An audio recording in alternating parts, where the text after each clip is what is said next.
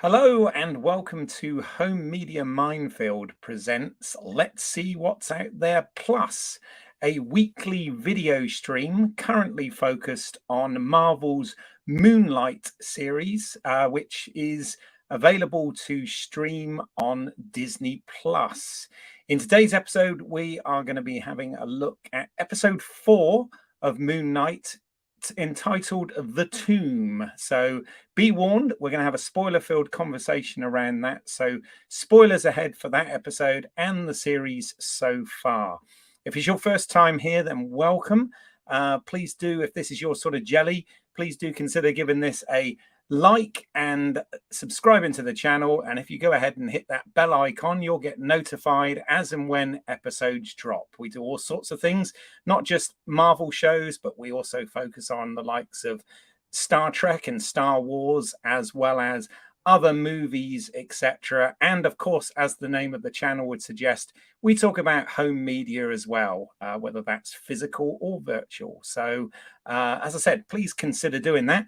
My name's Keith Isles. I am an independent filmmaker and lifelong enthusiast of cinema and television. I love all these things.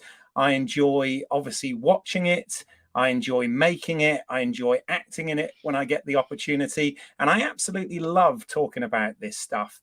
And for today's episode, I am joined by some guests in order to chew over this particular episode of Moon Knight. So first up, joining me is a screenwriter and regular on this show, Graham Williams. Hello, Graham. Oh, you're muted, Graham, Moon Raider. You're still muted. Well, this is going well. Well, while Graham unmutes, I will fill in. It's fine, dude. I'm back. There he is. So that's what's known as picnic. Problem in chair, not in computer. So apologies to all the listeners and viewers here. No worries It's at all. One of those days. That's hilarious. That's hilarious. So never mind anyway. Hello again. The third time. And thanks for having me back. Yeah, good to have you back. It's just a UK constituent this time because Pete and Barbara are unable to join us this week from across the Atlantic.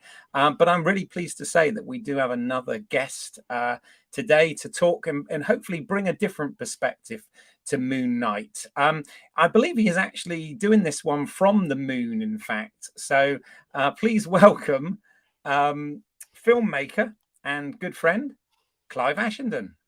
Hey, Clive. Whoa. Hello. How you doing?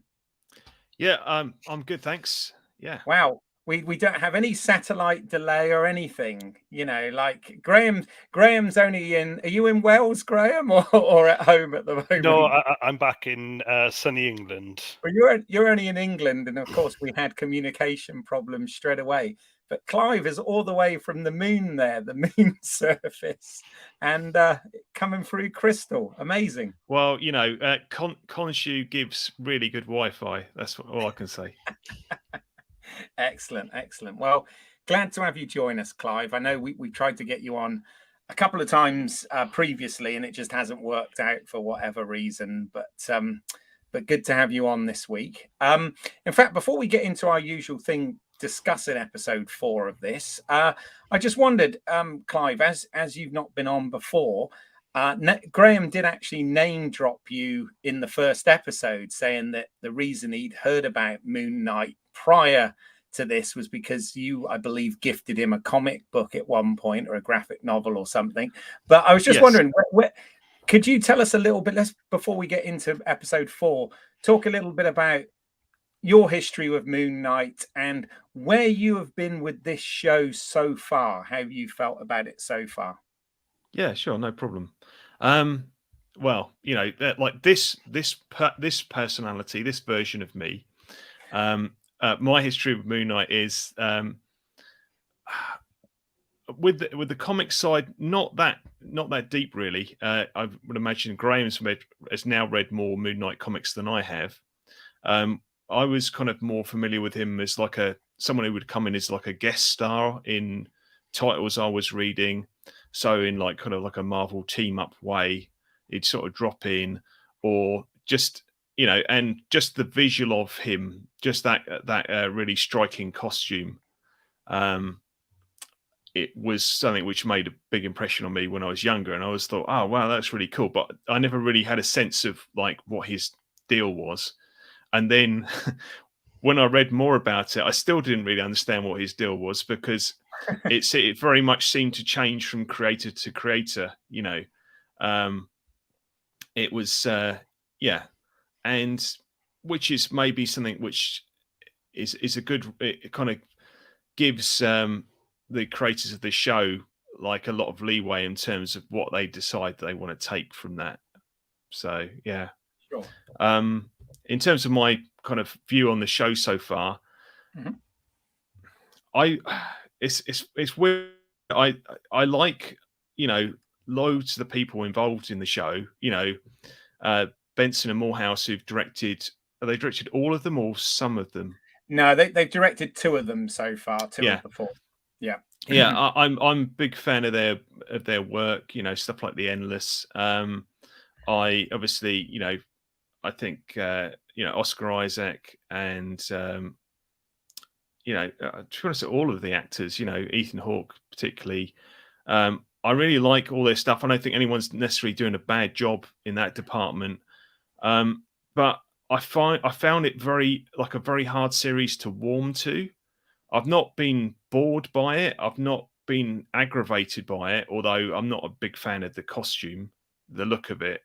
Okay. They've gone for this kind of like, maybe they're trying to differentiate it from the standard Marvel costume, but it's kind of this. It Egyptian puts me. cotton.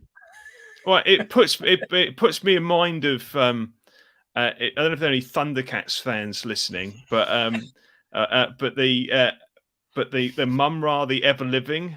You remember that character where he's all the kind of the bandages with animate around him. Anyway, so yeah, and also a bit of Spawn. So Yeah, I which get the kind of Spawn thing. Yeah. so it's like a weird mix between those two. So I sort of wish they just gone with the kind of like more comicsy look, but maybe that's just that's just me. It's not. It doesn't really aggravate me. It's just a small nitpick. I think the thing is, because of the kind of nature of it, with all the different personalities, initially it was quite hard to get a hook on like who I'm following and what's going, and where this is going. Yep.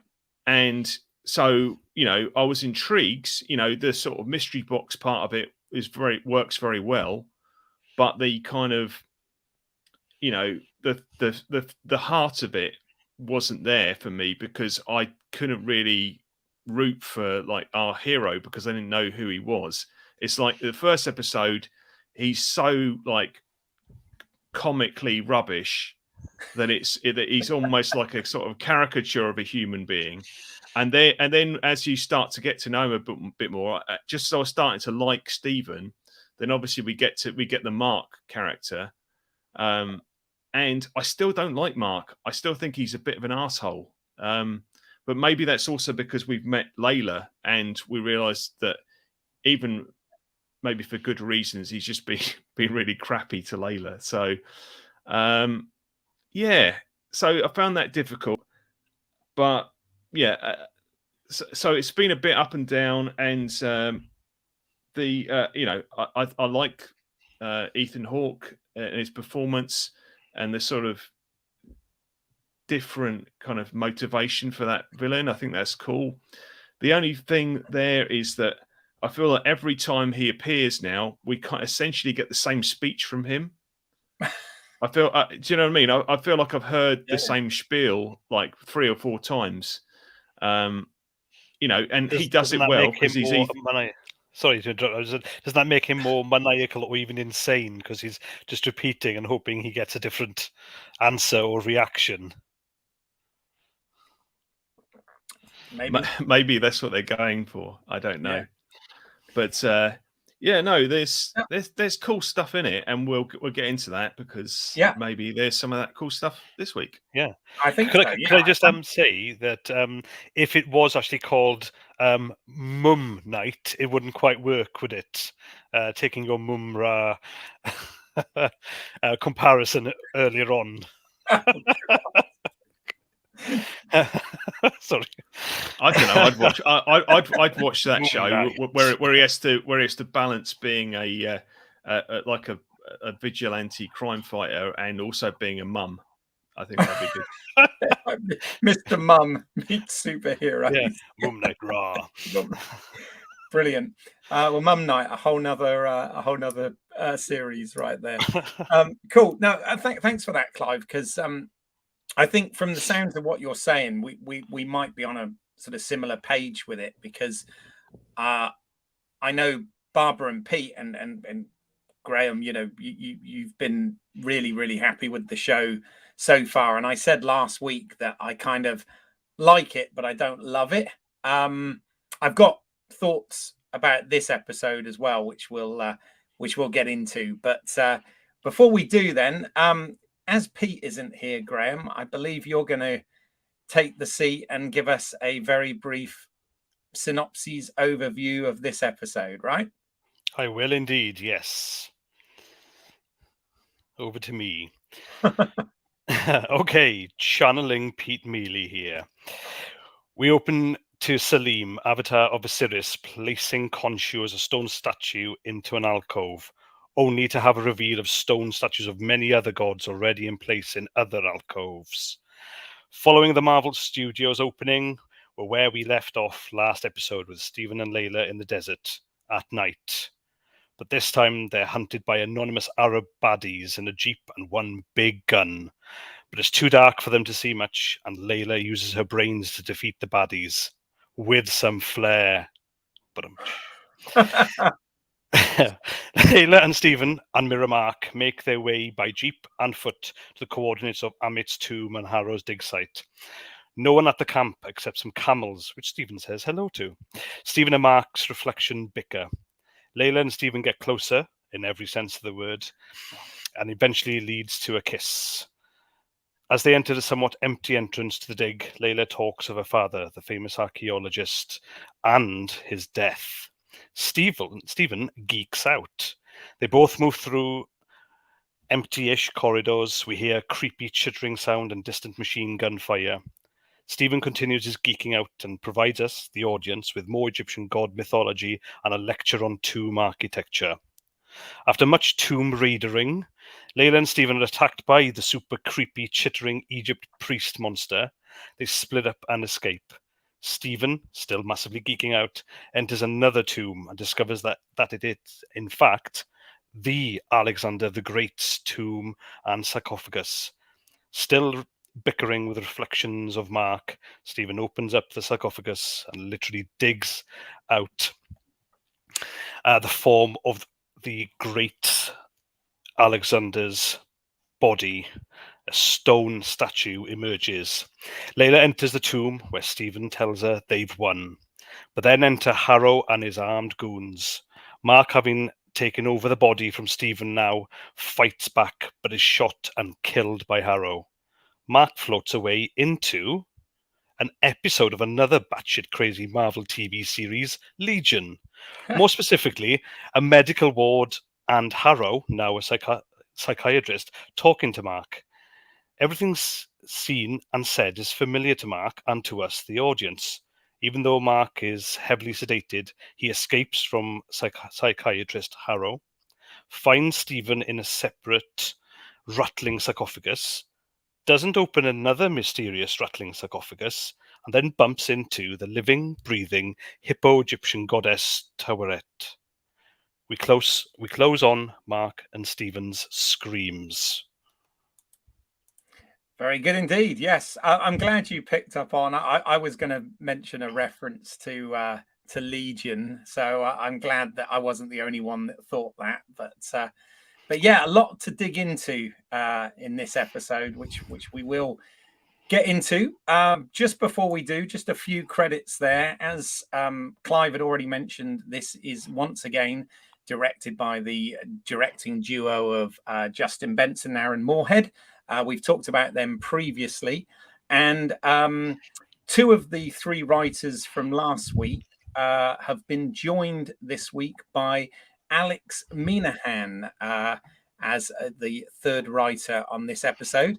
Alex's credits previously, she was a producer's assistant on The Man in the High Castle. She went on to be a story editor on the TV series Bosch, which is obviously very popular, before becoming one of the executive story editors and writers on Moon Knight. So that's good. Obviously, Peter Cameron and Sabir Pirzada we talked about last week. And of course, we've already talked about Benson and Moorhead's directing. And one of the things I have to say is I do think that this episode was particularly well directed, but I'm sure we'll get into that as we dig into it. So, yeah, I mean, I just to kick things off, I have to say I was telling you last week how, I was thinking it was okay, wasn't really loving it, but kind of going with it. I have to say I really enjoyed this week's episode. That kind of the Mummy meets Indiana Jones meets Stargate, and all of that sort of thing. And, more Egyptian references, the Eye of Horus and all of that sort of stuff. Also, yeah, the Legion thing, which we'll kind of talk about. But interesting, I thought that this particular episode was actually one that didn't really have Moon Knight in it, not in the costume as the character anyway. Obviously, plenty of Mark and Stephen and potentially the other alter in this character. But yeah, I enjoyed it. What about you guys? Yeah, all right. Yeah, I was going to say. I was going to say no. It did take me two views this time to get into this one, and only because I've been loving the pace and about the comedy as well, and I'm fast becoming one, if not many of the three Stephen Grant fans out there, to join the Stephen Grant fan club. But this one, yeah, I don't know, because there was so much going on and it was so different. Meaning, there was good there, but it did take me two goes. The first one, I felt a bit disjointed, especially by that ending, that Legion ending. But then on the second viewing, I kind of relaxed more into it. I was expecting what it was, and I really appreciated more again of the backstory, and more of the crossover between Tomb Raider, Mummy, Indiana Jones there as well. So we'll dig more into this one. Yay. I'm sure. Like it. Absolutely. What about you, Clive? What was your sort of broad thoughts on this one so far? Well, I like yourself, I really enjoyed like a good 3/4 of this episode, leaving the ending to one side for a moment, because I feel like it sort of deliberately there's this quite shock moment, and then we take a hard left turn into a different place, right? And that's what it's deliberately supposed to be doing that, But I was really enjoying the show when it suddenly became this kind of national treasure Indiana Jones romp, going through the tombs, solving ancient puzzles. I was eating all that up. I mean, to be honest, I was quite enjoying the fact that for a large swathe of the show, it seemed to be all about Layla, Tomb Raider. And yes. I like her character, and that was just that was like huge fun following her. Like I say, because I haven't really warmed to Mark, I was glad that we got a lot more Stephen in this one with all the puzzle solving. Like yourself, I thought the action was really well done. There was nice sort of suspense and action scenes. And some genuine horror moments, weren't there? There was some genuine horror moments I felt in this episode. Well, I found that particularly creepy anyway. Maybe that's why I was a bit disconcerted, because you guys are obviously horror aficionados, aren't you? Or harder than me. You like what you like,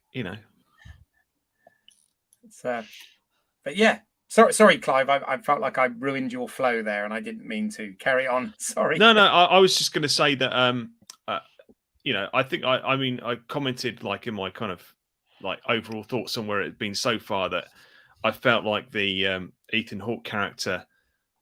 I was blank on his name. Is it Arthur? Arthur, yeah. Harrow. Yeah. As Arthur in Harrow on the hill. That scene where it's him and Layla kind of on opposite sides of this kind of little like ravine within the tomb or something, and he's kind of like whispering like in her ear like a sort of a Palpatine figure, kind of insidiously going, Mark hasn't told you the truth, has he? I thought that worked quite well. This idea of him as being this insidious cult leader figure, where they were leaning into that more. I thought that was good. And I think it's funny. I didn't miss the Moon Knight costume. I thought I would do. I thought I was going to miss like, there's no cool Moon Knight stuff, but actually, there's still a bunch of fighting, still a bunch of action. There's still lots going on, and it's up until the end, it really upped this sort of stakes, the danger level, because obviously, if Khonshu's not around, then he can't bring back. He can't bring back Mark slash Stephen from the dead. He can't summon the suit, and so they're just left with whatever skills they've got to hand. No, I totally agree with you there. It was just, I guess on the second viewing, I appreciated more. But with Stephen, not at first, leading, it was Layla, but then Stephen took over and he was geeking out, and he literally puzzled his way through. That became more enjoyable. I guess the kid in me more came out. So I'm there with you there, Clive. Yeah, but I got a bit scared too. Yeah, no, I mean, I really did kind of like the dynamic that they had set up. I think the sort of the weird love triangle that they've sort of got with Mark, Stephen, and Layla. Two people, but kind of three there. In that sort of, I thought that was working quite well in this episode. I loved all of the fact that Layla got to be, like you said, a little bit Lara Croft-esque, and really getting into some action and adventure. And as I said, I do think the way it was directed, the use of camera and edit and suspense in this episode, I think is better than anything we've got so far in this show. Obviously, they haven't been sort of tomb-based or tomb-based for an entire show, or most of the show, like they were with this one. But yeah, what are our thoughts before we get into, obviously we've got the ending is like a whole nother conversation, but whilst we're sort of talking about the main sort of the first three quarters of this story, if you like, what are your thoughts on, we've talked about the fact that there might be a third personality going on here, and we talked a little bit about that last week.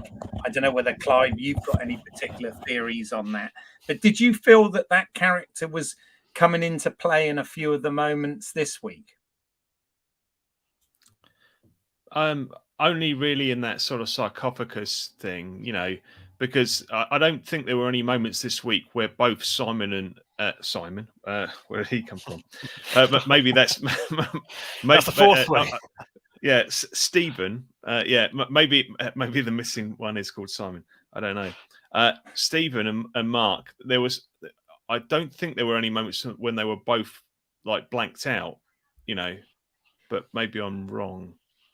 And unless, yeah, because I don't feel like, whenever we've seen like this sort of reflection bit where they're looking at the alternate, it's always been Stephen looking at Mark or Mark looking at Stephen. So in this one, yeah, you're right there, Clive, and that's a good point actually, because without Khonshu, I suppose now we're seeing that he would have been an influence on the mess of Mark's mind anyway, and hence the jumping about. And obviously last episode we had this blanking out, this jump to another character only through Mark's reaction, that somebody was killed and it wasn't him. So I know we hypothesized in the last episode that it would be the third person in the body, which is Jake Lockley. But no, you're right. There wasn't that blanking out, and it literally was just a bickering between Mark and Stephen, and going to a bit of that ending. They were in that world, that universe. Mark was tremendously pleased to see Stephen, and Stephen was tremendously pleased to see Mark. So that was something that I don't know what they were aiming at, or whether they're going to develop that more, or where we're going to go there. But and whether actually a third personality coming into play is actually going to make it an even weirder menage a trois. Yeah, but what about the? So, do you think that was Mark that punched Stephen then into the tomb? When I thought so, yes, but it's a good question.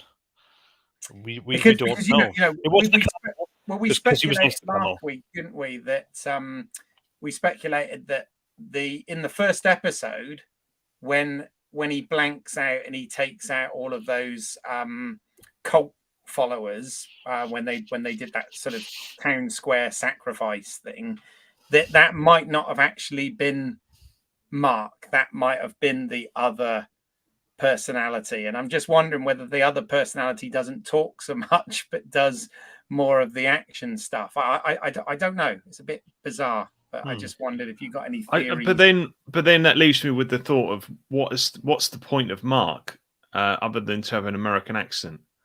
Do you see what I mean? Because his raison d'etre is that he is like the action guy, right? That he's a highly trained mercenary. So, yeah. But to counter that a bit, Clive, Mark grew a heart before he got killed. Probably shot through the heart. And who's to blame?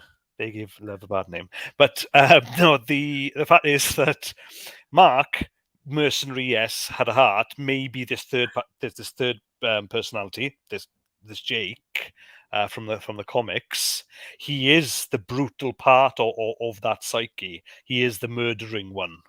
But there's potential there. I think that's letting Mark off the hook. I think Mark is clearly killed people. He said as much. He just doesn't. He won't just kill like offhand. He's not a psychopath. Maybe the psychopath. You've got a psychopath over here, which is this Jake. Yeah. You've got Stephen over here, who's just a lamb. Isn't he a lambikin? And then you've got the middle guy then of the trio, who's Mark. That'd be fantastically interesting if we're going to go there, because it's actually Mark who's the mercenary trying to calm down the psychopath. Anyway, I'm hypothesizing, but you've cracked something in my head. See, I was thinking of it in more of a Spinal Tap way, where you've got like Mark's over on one side as like as fire, and then you've got this third personality on the other side as ice, right? And then you've got Stephen in the middle as lukewarm water. Oh dear, I love it. Do you know, I love the fact that we are referencing absolutely everything in tonight's episode. And we could actually go back to said book comics too. Thank you, Clive. You've already been thanked, but that was what Clive gifted to me. There, so yeah, Right. we could reference the three because they're not always at play, even in the stories or the early stories, I should say. The later ones, of course, they are. Yeah. Cool. No, I mean it's yeah, it's well, put it this way. I mean, it might be that none of this is happening anyway, right? I mean, I don't know whether we want to jump to the end yet, or whether there's. I feel like there's probably more to talk about in the tombs and everything still. Yeah, because when he I'm got, ready when you I are. don't know about you guys, but it was a bit of a shock moment for me when he got shot. I didn't see that coming. I don't know about you guys, but I was, you know, for a show that don't really know where it's going anyway and keep surprising me. But I didn't actually expect to see Mark stroke Stephen get shot in the chest, sort of point blank. Did you? No. No, but I mean, it was shocking in the moment, and then, you know, for a few seconds, I was like, oh, it's just going to be the Layla show now. Oh, that's okay. And that was okay with me, you know. But then clearly they weren't going to do that. Just have a show called Moon Knight where Moon Knight gets offed halfway through, and then it's sort of that. Well, Khonshu did say that he was eyeing her for the next Avatar, so who knows? But yeah, you'd get all those people jumping on board saying it's the MCU, wouldn't you? If that happened. Who are those people? you might very well get that. Yes. Yeah, but it's a good point though, because I didn't even think of that because I was so shocked, and second time round too, by him getting shot point blank, that I didn't think of that link to Layla potentially. But then it would be Layla getting at Khonshu, or trying to rescue Khonshu, because there has to be a rescue mission at some point. Otherwise, there won't be any. It won't be a Moon Knight. Yeah, because this one, I was wondering from last episode's ending, what would happen without Khonshu, and it would have to be Stephen effectively, trying to bumble his way through. He didn't, so we I got what I asked for, really, wasn't it? I was wondering what is going to happen. It's going to have to be Stephen. He did it, but Layla came to the fore. And in the end, yeah, it was Mark's aggression, you think, that did actually get the shot. Maybe with Stephen, it wouldn't have. But no, that up until that point, it was very much a mystery. We did have some of the horrors as well. I'm really glad we did see it in this episode on reflection. It was actually Stephen's taking everything, because I think the scares wouldn't have been there. The tension wouldn't have been there if it was Mark, because Mark would have been the action man. He'd have been in there kicking, Egyptian mummy priests. But with Stephen, it was like, run, or throw table onto him, and squeal. And I think, if I was put into that position with a 2,000-year-old mummy chittering monster priest, I think I would squeal and run too. Yeah, no, for sure. But as I said, I thought the way some of the action was done in this episode really worked, and obviously the visual effects are fantastic as well, because like you said, the mummy creature thing was pretty creepy, wasn't it? It's kind of like, whoa. But knowing that the fact that my wife is a primary school teacher, and they do teach the children about the Egyptians and mummification and all the rest of it. Mm-hmm. Now, yeah, they pull their punches in a way, but actually, knowing that insides and all the rest of it were ripped out and all the rest of it. It is taught to children, by the way, in the UK. So all that with what the priest was doing, it is actually more true to what they understand of what was happening 2,000 years ago. So, we were looking this time around as an educational piece, a good episode that gave us so much of the Egyptian past and didn't pull its punch there. Yeah. Indeed. Well, I mean, to be fair, in the first episode, Stephen does actually teach a kid that, or tell a kid about that process, doesn't he? In the museum, which is moved geographically in London, in the MCU. But there you go. let's not linger there. Yeah. So. Are we ready to talk about the ending yet? Well, okay, yeah. Before we do, just in case we've got people watching this that wonder what the hell we're talking about, Legion was another Marvel TV series about 5 years ago that wasn't actually part of the MCU. It was part of the X-Men Marvel franchise. It was loosely connected to that, and it was on the FX channel, and it was the show run by Noah Hawley and starred Dan Stevens. And yeah, the reason we've all sort of referenced that is because a large part of that show took place in an institution where you weren't sure what what reality was and what was in the minds of the characters that were actually mutants in that show. So so that's kind of where we're going with reference. Did you guys, I know, because we talked to, I know we've all talked about it, and because it was quite a visually stylish show and whatever for the time, but did you guys ever finish the show, or did you just see like a season or whatever? I just saw the first season. Yeah, me too. Ditto. Yeah, because it did run for 2 seasons. I don't know whether it got a proper conclusion or whether it got cancelled. But I think I got a feeling over in the UK that it switched like streaming services, so you could only. Right. I mean, I could only get 1 season of it. I know there was a second season, but especially with a show like that, it can be difficult to pick it up later. Yes, because of how crazy pants it was. I was going to say it was pretty at the time. It was pretty, cutting edge stuff. Going back 5 years or whatever. But I'm guessing now, if the MCU, if it's now all about the multiverse, then this is actually canon anyway, right? Because could be if they pull anybody through. Spoiler alert: they've done it now with Daredevil, with 2 characters, one through a movie, Daredevil himself, and Wilson Fisk into Hawkeye. So it can be done, and Kevin Feige's hinting left, right, and centre that he does want that, doesn't he? So there is that. But no, I guess I'm the same as you guys with Legion season 2. It switched.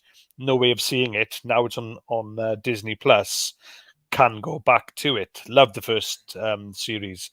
It was out there. It was fascinating, unpredictable, funny as heck, and yeah, it was my kind of weird. So I'm looking forward to getting back into it, and seeing if there is a conclusion there, Keith. Yeah, I stand corrected. Actually, it was 3 seasons. I said 2, but no, there were actually 3 according to IMDb. Better. So there you go.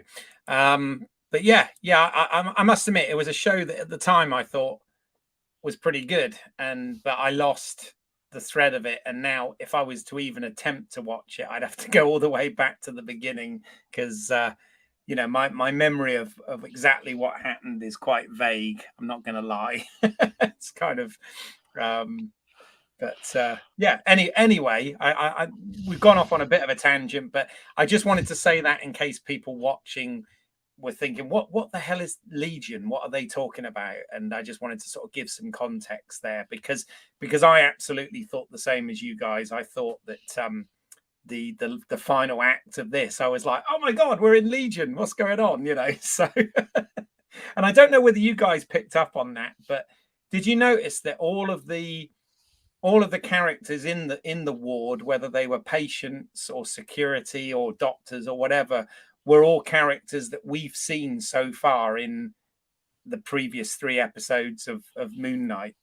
Did you guys notice that? I didn't pick up on everyone, to be honest, but that's interesting. So yeah, I'll have to go back then and see. So everyone. So I guess that's even, what's his name, Crawley, the human statue. He was the him, bingo. He's the bingo He was the caller. bingo caller. Yeah, he was playing Gotcha. bingo, And and then there was...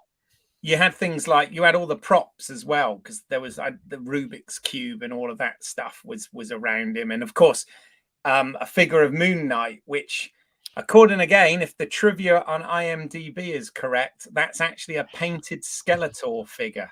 I read that too.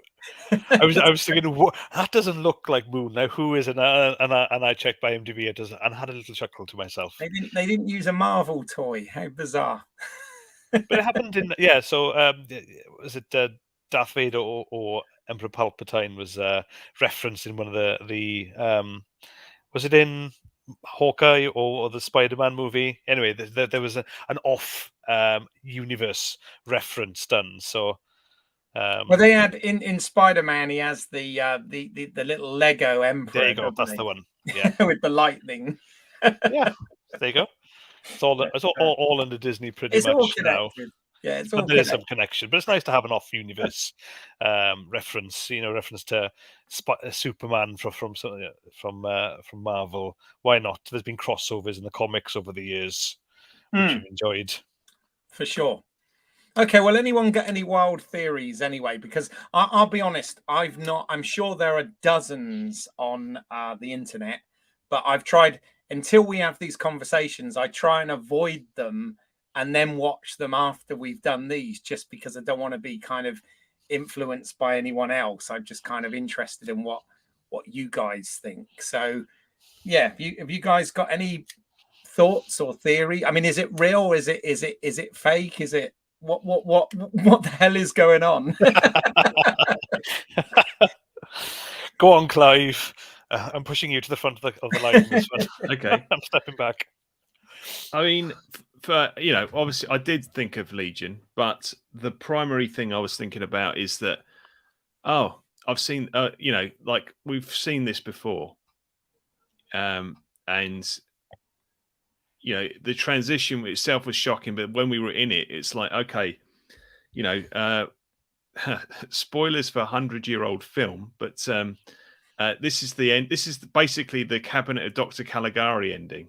Yes, it is. Yes. It's like, this whole everything you've just been seeing is the delusion of an inmate at a mental institution, and the villain of the story we've just been watching is actually his psychiatrist. It's exactly that, and so that came to mind. But I think it's the fact that for me, it's just they're doing a trope. It's become a trope now, which is that if you have like a fantasy, horror, or science fiction show that runs long enough, or it's more shows that seem to do it, but also comics, or different media. It's because the moment you start to bring stuff in which is kind of weird, outlandish, that we don't have in our day-to-day lives, then you leave this sort of story space for kind of like, well, hang on, you're saying all these fantastical things are true. Isn't it more likely that actually you're mad and this is all a delusion of you? Because we know those things don't exist in the real world. There aren't, superheroes or ghosts or, whatever it is. It's like, just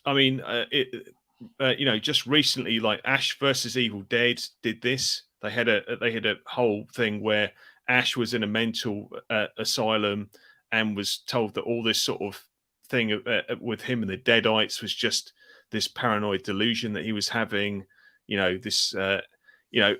Buffy did it. I think I'm right in saying Keith, Smallville, they did an episode of Smallville that was pretty much this, right? You're right. Yeah, you're absolutely right when you say it's become a trope. And I mean, you know, like movies like 12 Monkeys and all sorts of things have had sort of similar looks. But I got to ask you, because I'm sure knowing you guys, you really appreciated it. I wondered what you thought when, before we actually went into this, we had this sort of 90s TV show version of Dr. Grant, archaeologist. Yeah. And I just kind of wondered what you guys thought of that. I could imagine Graham spitting his tea out and having a good laugh at that sort of thing. But it's true, yes. I don't think I'd actually want to watch it, but I appreciated the joke. Yeah.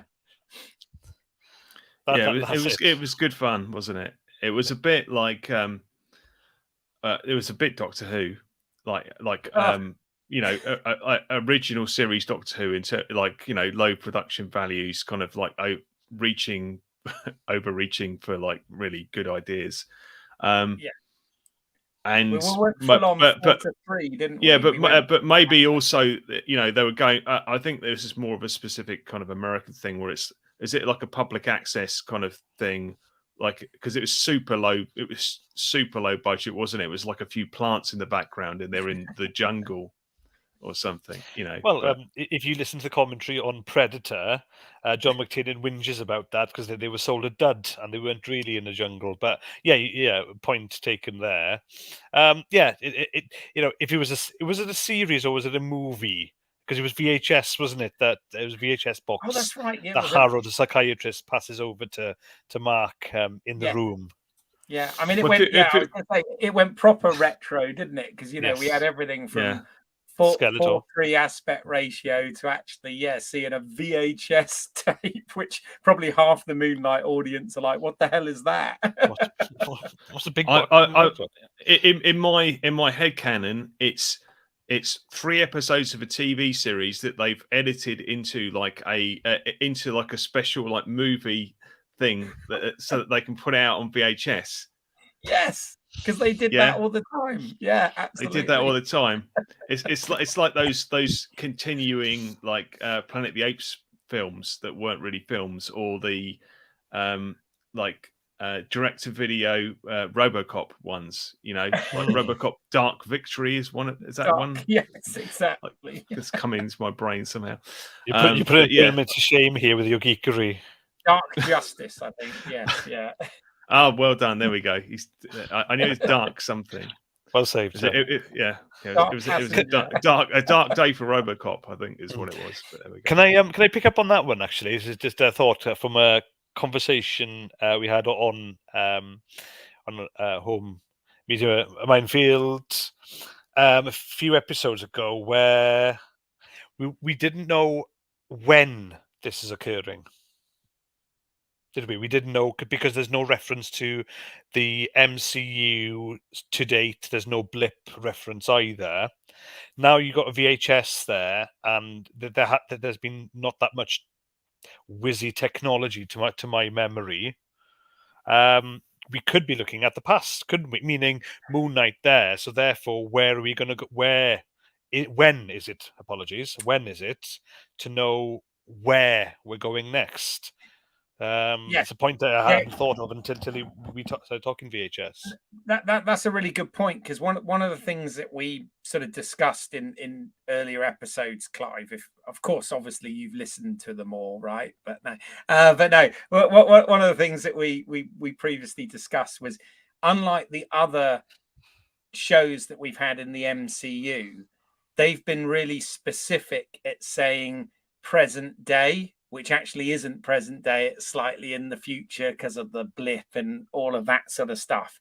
And we were discussing that we're not actually sure when this takes place, because it could have been before the events of the blip, or, you know, before the events of like Spider-Man Far From Home and all of that sort of thing, because we commented that Tower Bridge was still in one piece, where it obviously got pretty blown up, and well, not blown up, but pretty wrecked, didn't it, and stuff. So yeah, I do you have any thoughts or theories on that in terms of the fictional timeline of the MCU that we're now in? You're mute. Oh, sorry. Yeah, to be honest, I was just I hadn't really thought about it. I like the way the show was presented. I wasn't getting any kind of strong, like, they were obviously setting it in the past. There was no, like, obviously retro tech being used. Well, they had So cell phones, didn't they, and stuff? yeah. So So we've seen like that. there wasn't any kind of like alarm bells for me there.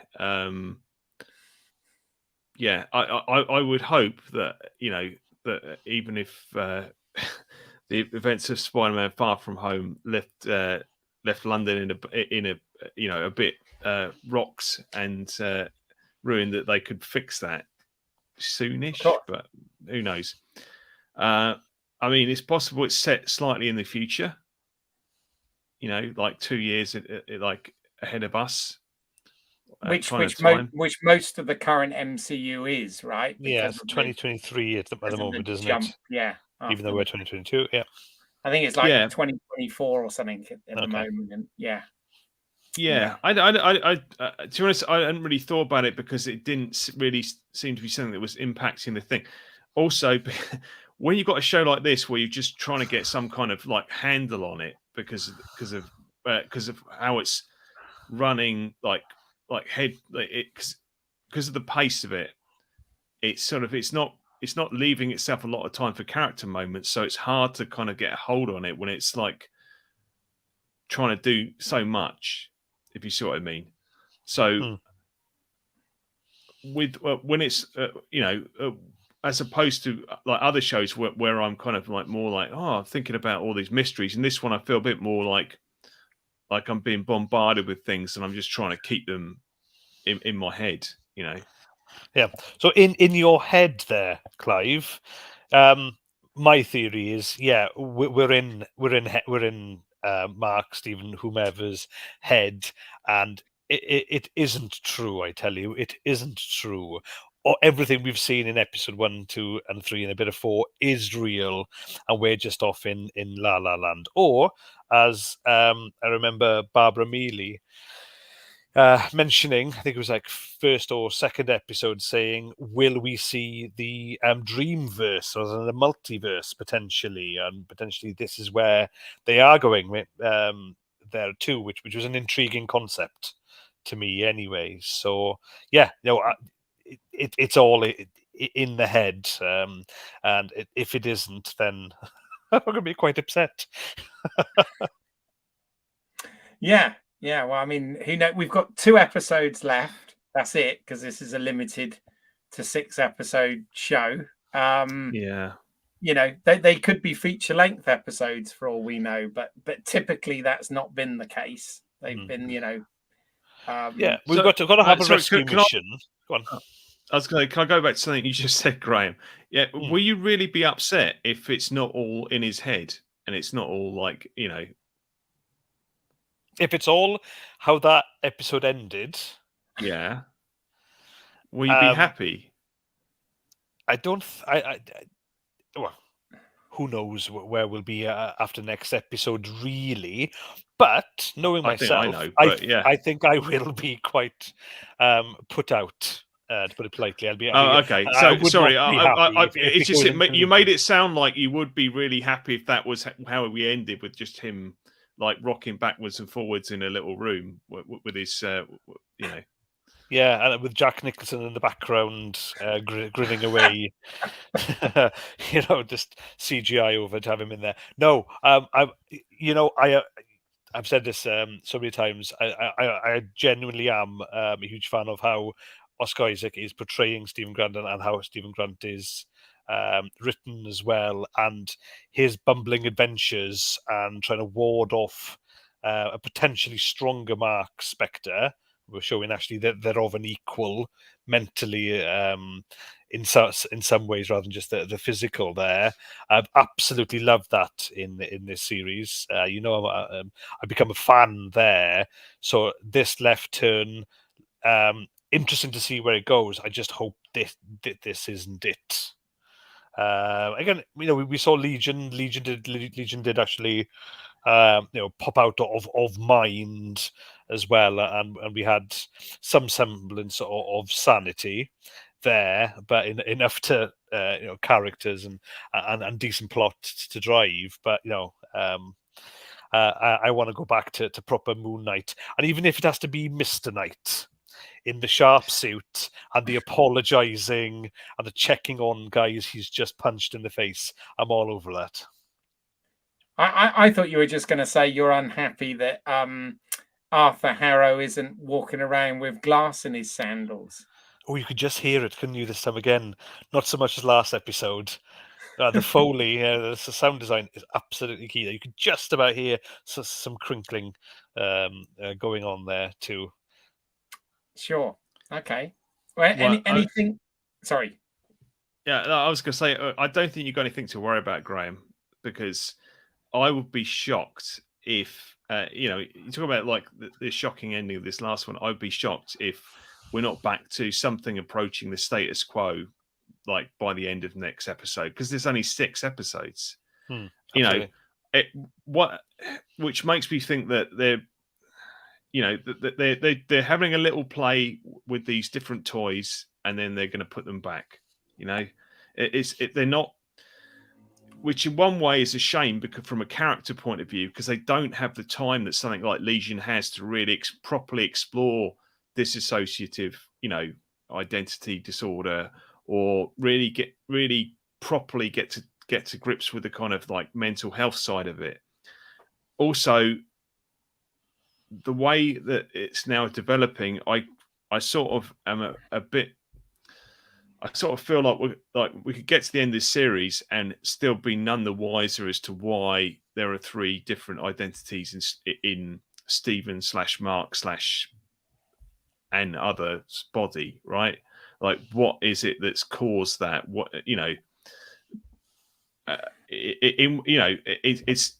I don't know. We didn't necessarily want like the origin story, but that's the mystery. But are they actually going to pay it off, or are they going to like keep it in their back pocket in the same way they're doing with this third identity? Like there's going to be this big reveal, which I kind of feel like maybe they keep that third identity now for the very end of the series. Like, oh, there's a number 3, but it just feels like they're cramming a lot in, and because they've got to stop Arthur Harrow and potentially bring back Khonshu, then when you add all those things in, and then sort of Layla getting to confront Mark about what happened to her father, all these things all these plates they've got spinning, it feels like a lot to pay off in the last 2 episodes. I feel like we've had this conversation, like me and you, Keith, with like past Marvel ones, right? Where we're like, the pacing of them is, has been variable, right? In terms of like some of them, it's felt like they've kind of like they've been very patient, and then suddenly they've gone like way, like the last few where they're trying to pack loads in.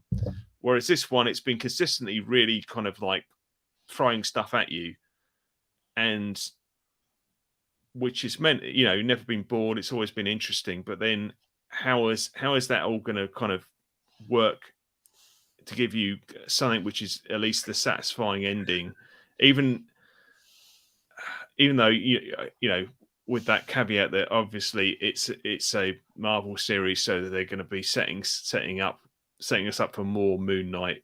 If Oscar Isaac wants to do more Moon Knight, but well, yeah, he's clearly having a blast, didn't he? I'm sure. I mean, I've got a question for you guys before we go. I mean, you might well have talked about this on previous shows. If so, I apologize, but this is incredibly standalone so far, isn't it? As far as the MCU, do you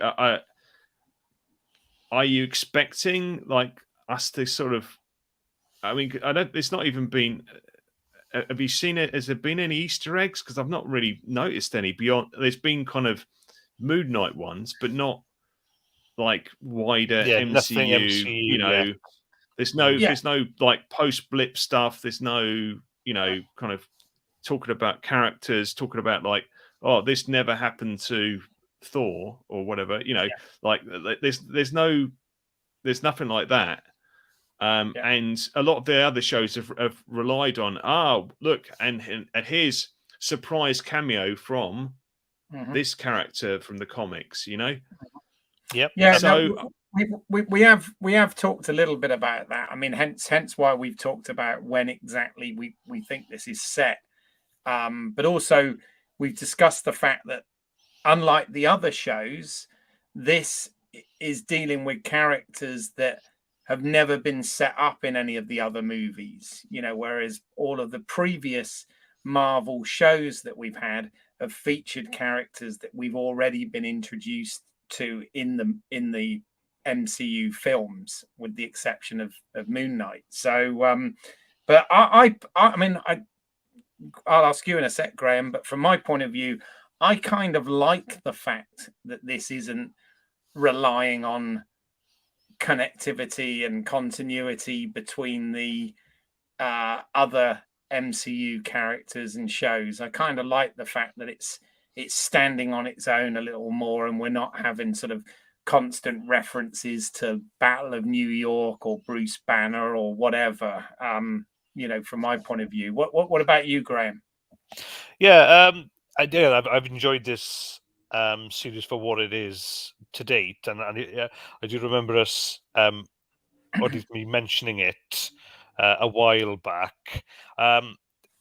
My usual is I'd like to see some reference within the next 2 episodes, because looking back at the comics, Moon Knight in some instances was actually of the new Avengers, like especially the West Coast Avengers. And if you look at the slate of what's upcoming and already who's been in MCU, who's been introduced, you've got She-Hulk, you've got Hawkeye, even if it's going to be female Hawkeye.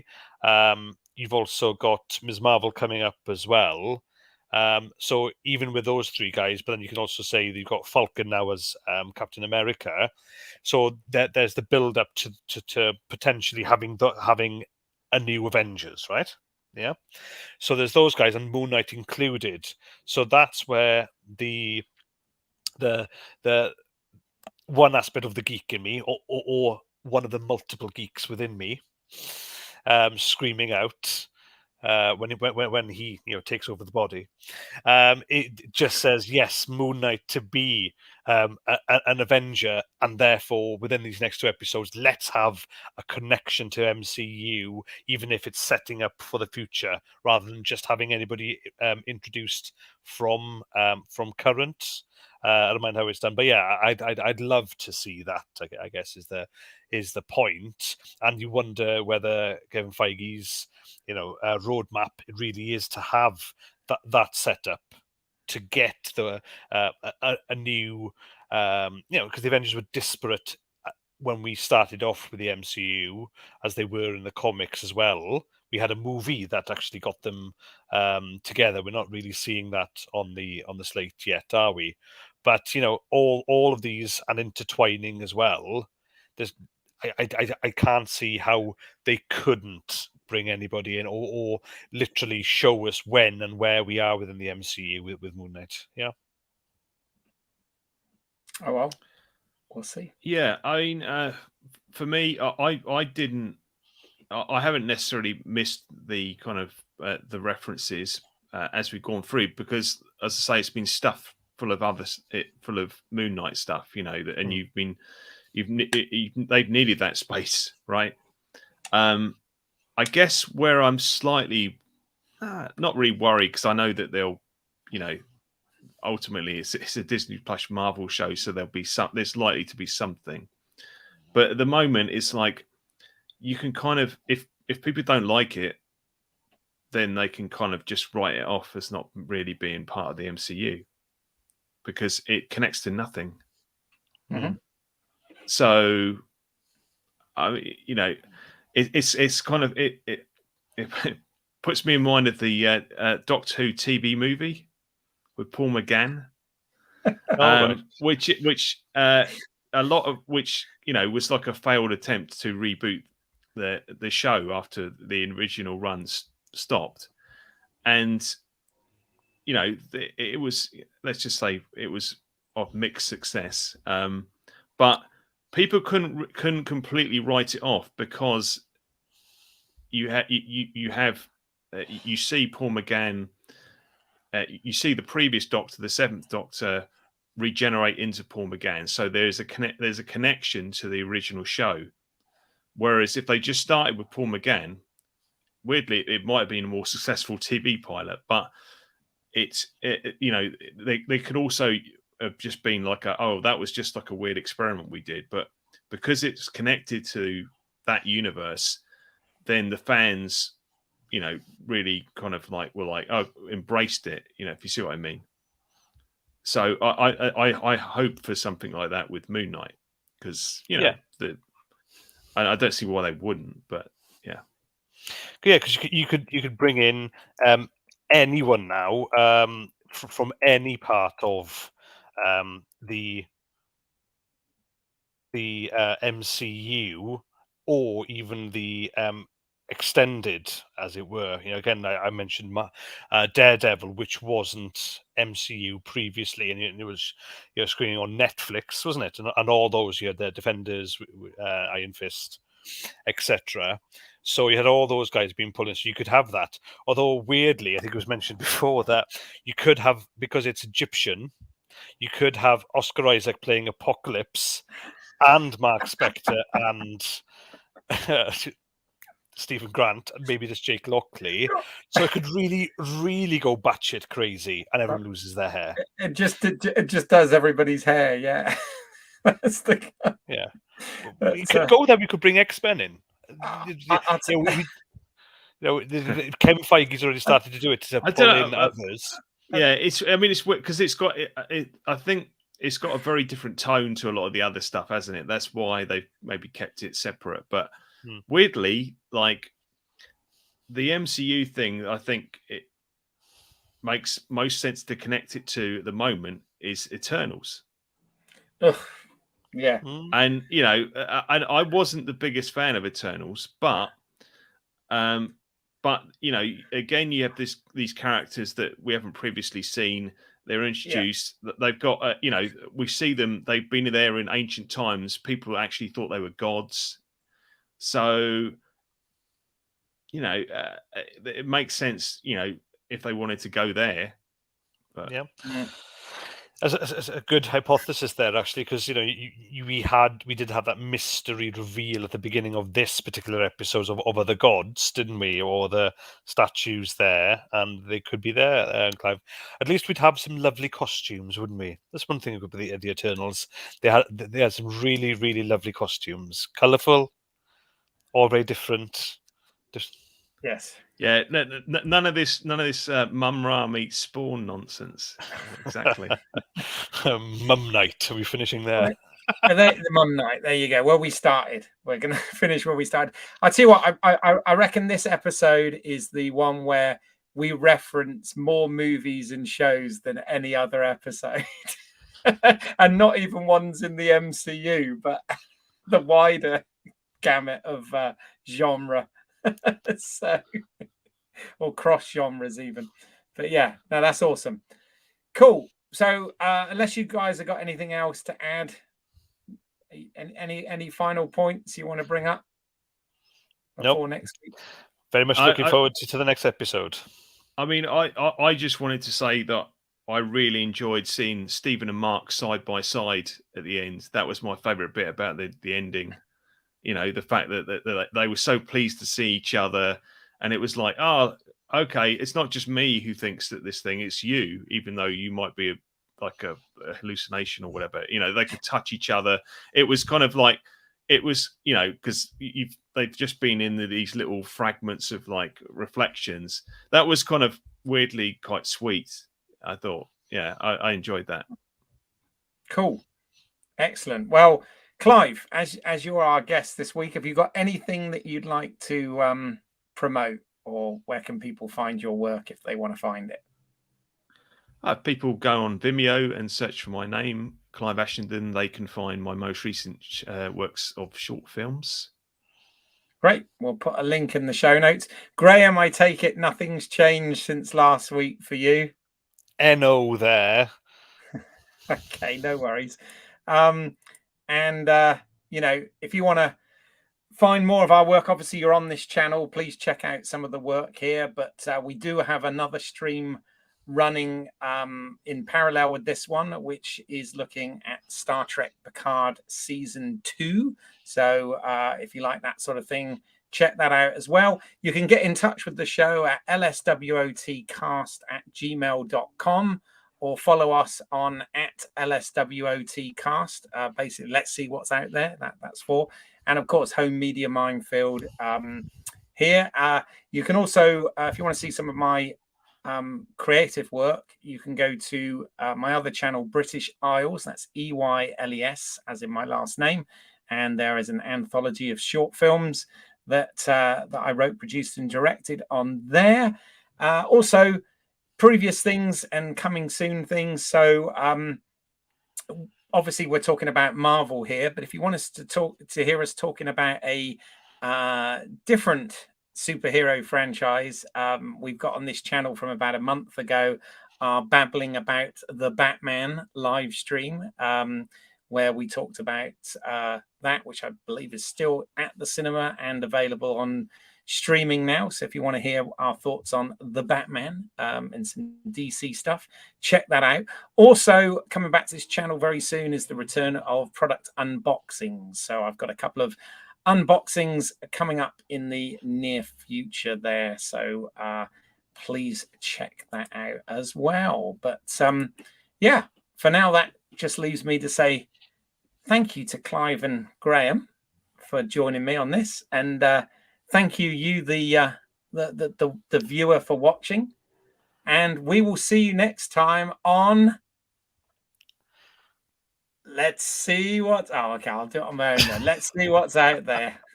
Bye for now. Cheers all. Take care.